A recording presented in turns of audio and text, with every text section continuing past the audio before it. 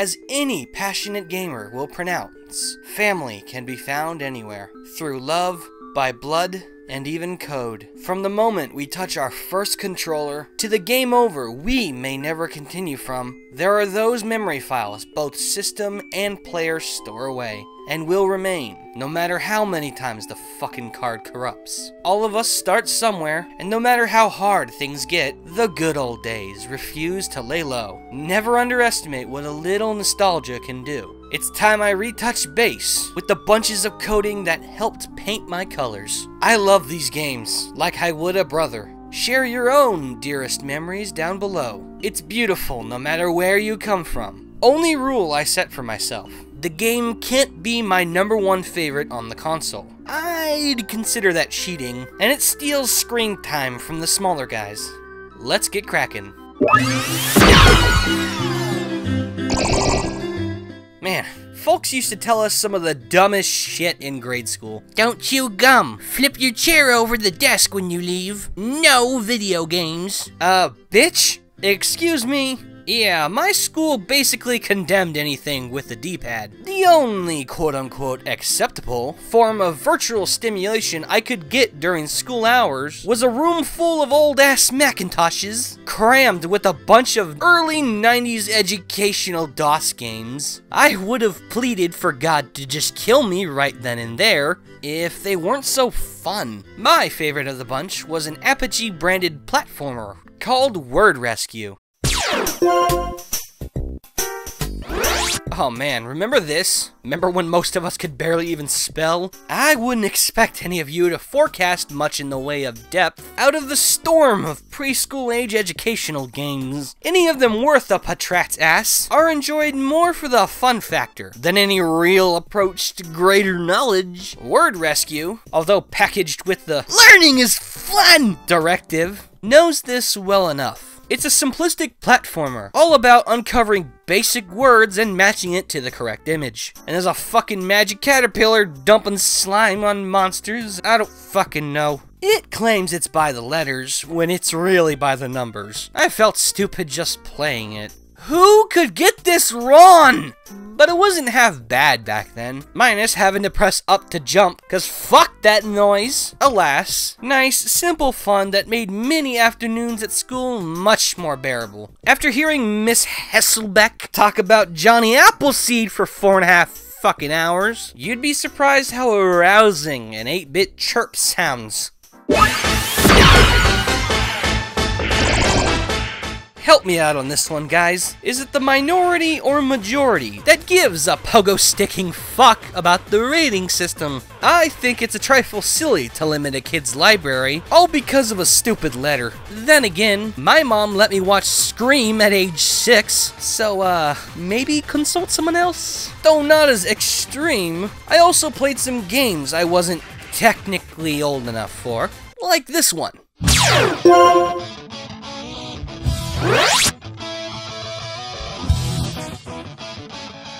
Feed me lies all you want, ESRB. Obviously, this is rated T for the shit. Every sport not rated E can roast and bumfuck Mustafar for all I give a hoot. But if Tony Hawk's Pro Skater 4 taught me anything, skateboarding's more akin to freelance badassery. Even though it targeted a demo several years older than me, I didn't care. What laid in front of me was an impressive simulation of the top skateboarding talents at the time. No doubt thanks to the dedicated skaters involved, lending their voices to dialogue and development. That's seriously kick-ass. This was pretty much the only game my older sister ever played consistently. Yep, I had her as my skating buddy for the greater half of the 2000s. Almost every day after school, we feverishly pursued completion on the single-player campaign. I cracked up almost every time she beefed a landing, and then she made me do the manual missions. God damn it, Mariah! The graphics may be more dated than 14 years worth of calendars, but the mechanics and controls are still as clean as ever.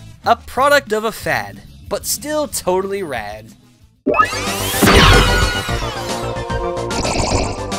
Those blasts from the past just keep on sploding. As we look back on some of the classics, the distinctive shape of particularly dated industry customs block the way. I tell ya, kids of today have it easy with all this digital distribution. Back then, middle-class 90s babies like me had only local video stores to turn to for new games on the regular. Also the best place to run into an obscure gem. And N64 games don't get much more obscure than Buck Bumble. What about now? It's time to rock with the biggity Buck Bumble. What about now? It's time to rock with the biggity Buck Bumble. Yeah, that's what the soul needed. If you go telling me you never heard of Buck Bumble, you'll be sending some shifty messages. That's another way of saying you're not subscribed to me or Ant Dude.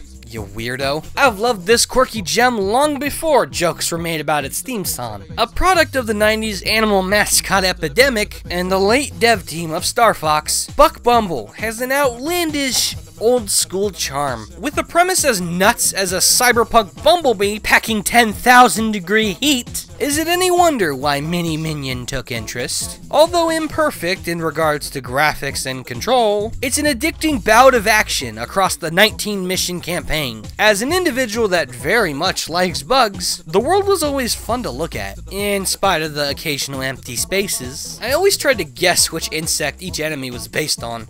Moth. Ha! Housefly. Oh, New Zealand glowworm. Oh, that's rude. Lastly, gotta mention the weapons. Buck's incredible arsenal has kept me coming back year after year. You like jazz? I fucking hate jazz. Then I fucking hate you!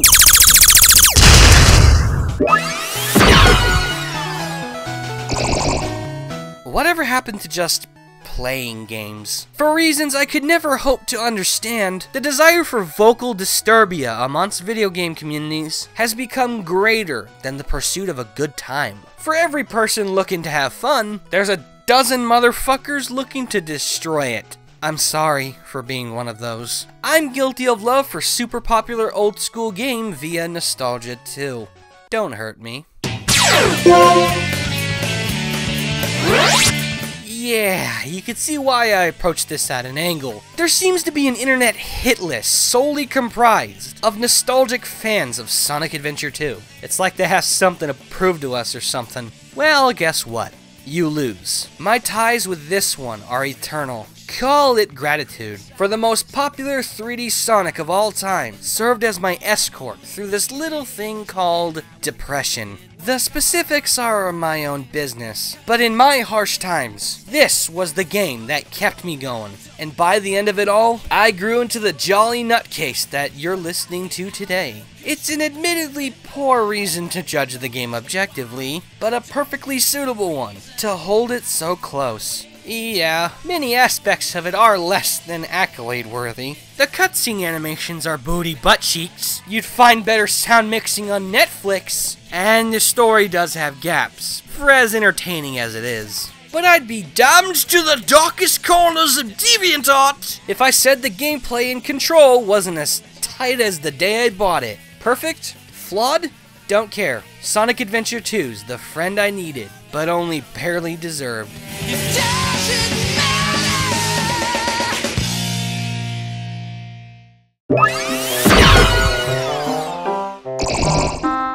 Time is a fickle bitch. No matter how many times we think we have its mystic mojo worked out, it always pulls some shit that makes us feel dumb. Its effect on games can sure put you on tilt sometimes. Most age as expected, but some, I swear, get better with age. As ass backwards as that sounds, never does said backwards ass look nicer than on Wario. I really fucking said that, didn't I?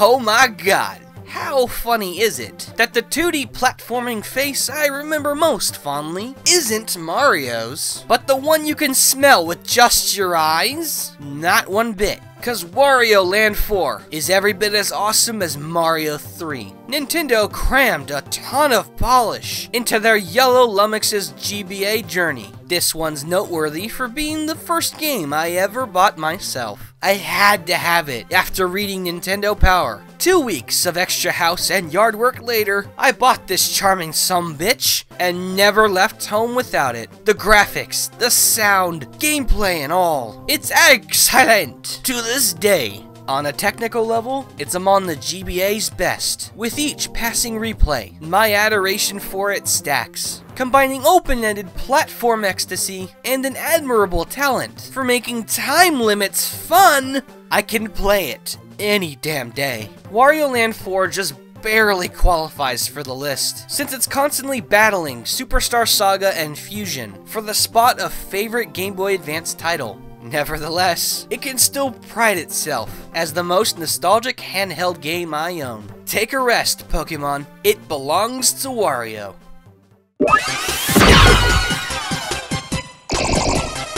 I don't know if you can tell by now, but my folks spoiled me. Heavens knows why. Was it my face?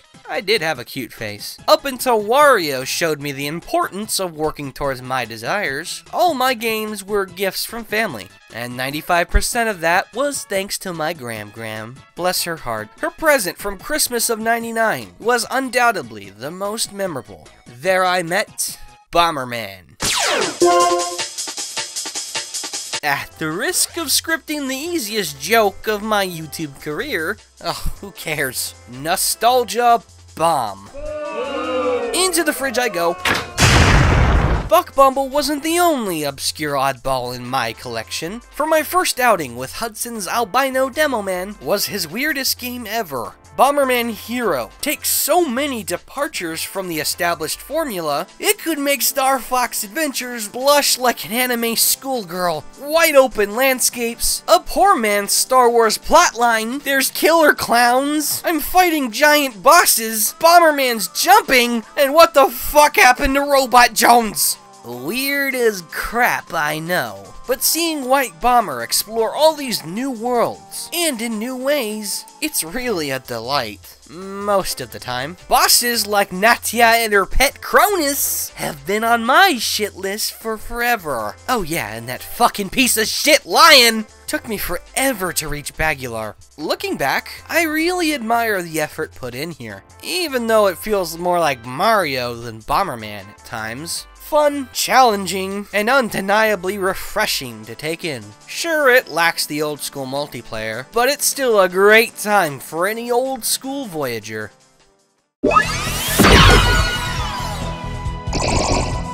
You know, it's pretty odd. Despite owning plenty of multiplayer games growing up, not a single one has turned up thus far. Normally, these kind of retrospectives are dominated by versus mode visions from times long ago. Not this one. For all my multiplayer memories were monopolized by a single giant. B5O thumb! Ye who's gonna kill your thumb? Be he alive or be he dead? I'm not fucking right in the head.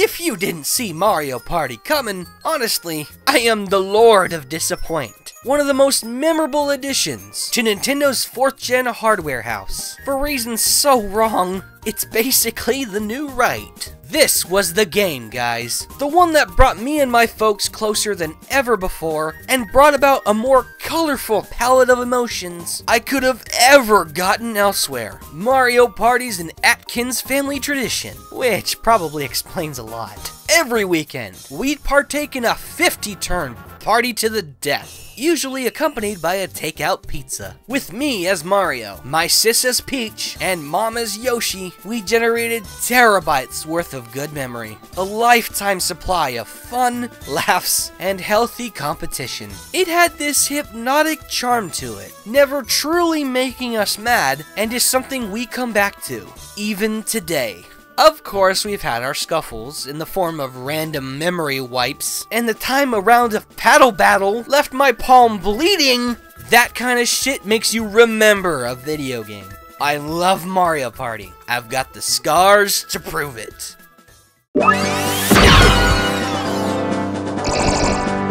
Growing up can suck. Departing from our childhoods may often inhibit some of our purest happiness from ever coming back, but the trade-off is the chance to later review it in a different light. Cause hey, let's remember, we're not the only things that age. Oh fuck, don't do this to me. You have to make it hostile? Fine. Revenge of the Flying Dutchman is a bad game.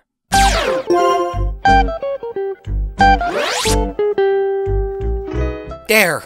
Happy? The idea that everything was better when we were kids is pretty dodgy. Look, having the difficulty set to easy won't change the content. Do I sound offensive? I'm sorry. I love this game. Revenge of the Flying Dutchman is the type of game you need to grow up with in order to love. Because not only is it objectively bad nowadays, it was bad on release. Because its developers were on the verge of bankruptcy, complete and total technical polish was out of the question. This explains the primitive designs and empty spaces. Whoa, what N64 game is that? That looks awesome! It's for GameCube. Oh no. Yeah, you'd go into cardiac arrest if you saw the PS2 version. Oh god, why? Well, that's now. Back then, 10-year-old me couldn't be happier. My passion for SpongeBob worked heavy overtime. I was sucked into the world, even for how barren it was. Felt like I was the centerpiece for a classic episode of the show. Even for how choppy things are, they really nailed the audio presentation. All the original voice actors put in good work, and although my number of toes are higher, the music bits sound magically spongy. I was a fool to say it's good, but to say I love you, I'll hand that out for free, old friend.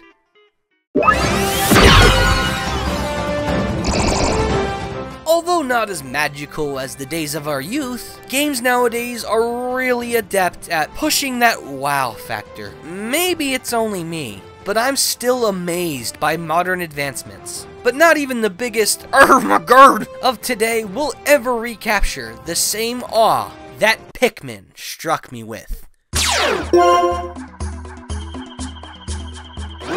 Correction, did I say struck? 'Cause I really meant assaulted. The only RTS game I've ever truly loved. Miyamoto's own radioactive carrot field came before me the way an undiscovered species would a roaming researcher. An expedition within the Luigi's Mansion options menu yielded a discovery that would change my world. I distinctly remember the dreams I later had the week I first watched the trailer. The themes and ideas of Pikmin were an immediate draw to me. It was ruthless, ever-changing, but also beautiful and fascinating, looking and feeling, just like the Mother Nature I've always admired. Coming off of mostly goofy, laid-back, or otherwise easy N64 titles, yeah, Pikmin was just about the grandest emotional spectacle I could have possibly found. I mean, of course it's a goddamn phenomenal game that hasn't aged a single day, but it was the experience I not only wanted,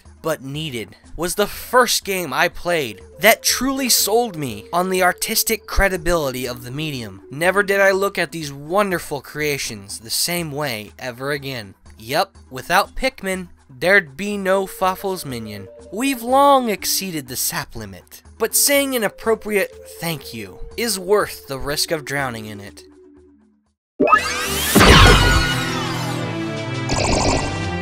Rare. A company gifted in the touching of childhoods, and the only bunch of fucks cheeky enough to publish that as a dirty joke. We once looked to these guys for the absolute best a late 90s Nintendo console could possibly put out. Frankly, they ruled the N64. Doubt anybody would wince at that. Of course one of their masterpieces was gonna show up. It was just a matter of which one. Nothing less than the greatest racing game I've ever goddamn played.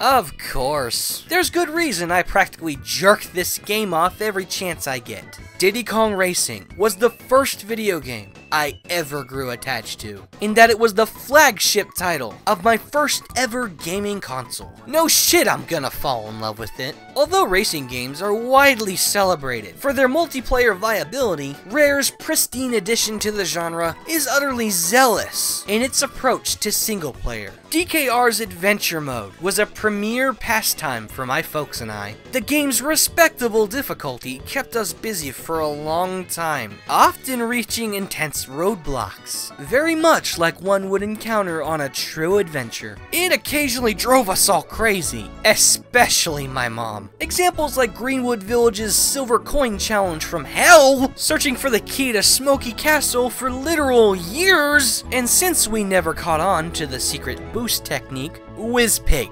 was impossible. I could kill with memories this strong. All that and much more immortalized this gem of 97 as a prized companion and borderline family heirloom. All hail, King of Nostalgia. This is being Fawful's Minion. Never let go of your inner kid. It may just save you one day. Bye bye for now.